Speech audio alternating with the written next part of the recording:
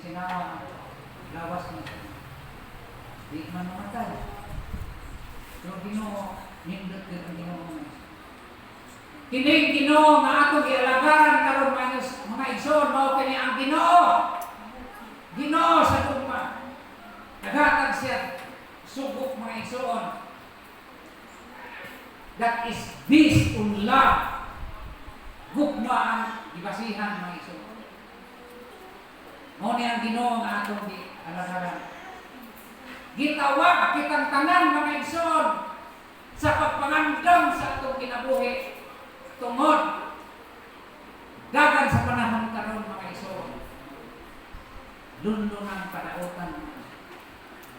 Sama kini sa netabo sa kasaysayan ni Noe mga igsoon. Diha sa Genesis kapitulo 6 mga igsoon nga nagasud-ong ang Dios sa kalibutan ug iyang nakita nga ang tanang imagination sa tao lunlong kadautan na desisyon ang Ginoo sa paglaglag sa mga tao pinaagi sa tubig na igsoon. Na kung tatang igsoon, di kami apili ng kalaglagan na saysay-gaan sa Diyos ang nato pasiuna aron kita makapaton o makapangandan sa pagkinabuhi ng igsoon.